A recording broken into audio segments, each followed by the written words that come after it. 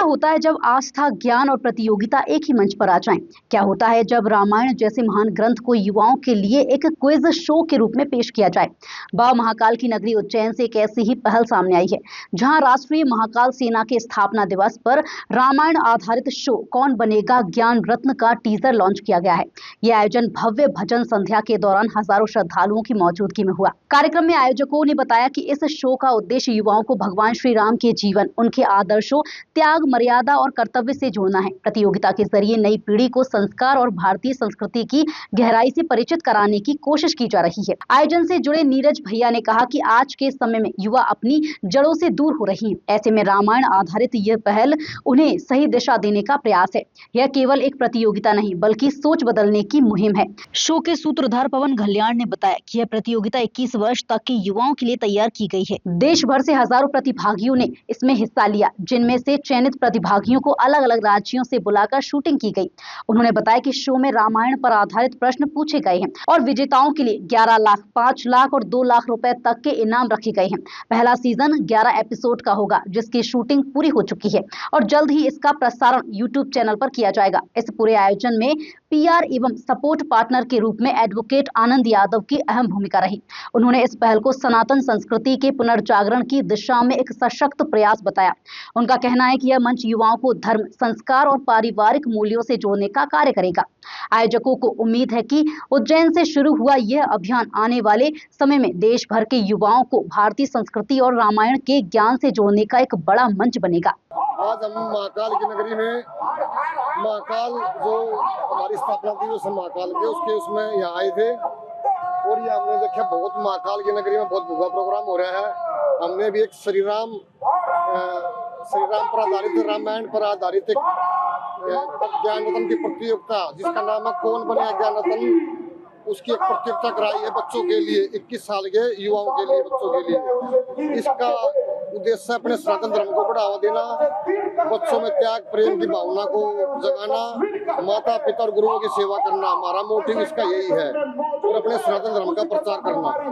इसमें हजारों बच्चों ने भाग लिया, लाखों हजारों बच्चों ने भाग लिया, जिसमें से चुनिंदा बच्चे जो ऑनलाइन वीडियो कॉल से टेस्ट हो गया हमारे वहाँ आए, अलग अलग स्टेटों से आए हैं। इसमें ये पूरे राष्ट्र का पहला शो है भारत राष्ट्र का जो इस तरह से किया गया है। बच्चों ने किसी ने 11 लाख जीते, किसी ने 5 लाख जीते, किसी ने 2 लाख जीते। जितने सवाल बच्चे रामायण पर आधारित सवाल का जवाब दे रहे थे उसी के हिसाब से बच्चों ने इनाम जीते। इस प्रोग्राम को महाकाल की नगरी से ही शुरुआत करने का कैसे विचार आया?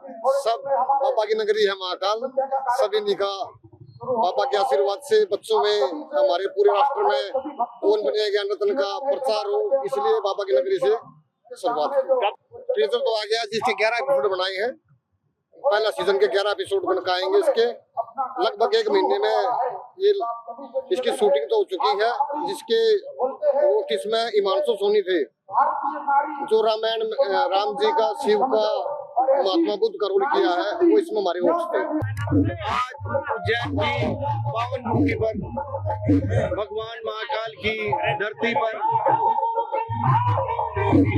एक भगवान राम के प्रति, भगवान राम की रामायण के ऊपर आधारित एक शो जो बनाया है हमारे भाई पवन घल्याण ने, उसकी मेहनत आपको जल्दी दिखने वाली है, क्योंकि उसमें जो बच्चे छोटे 21 साल से जिनकी उम्र कम है वो उसमें पार्टिसिपेट करेंगे।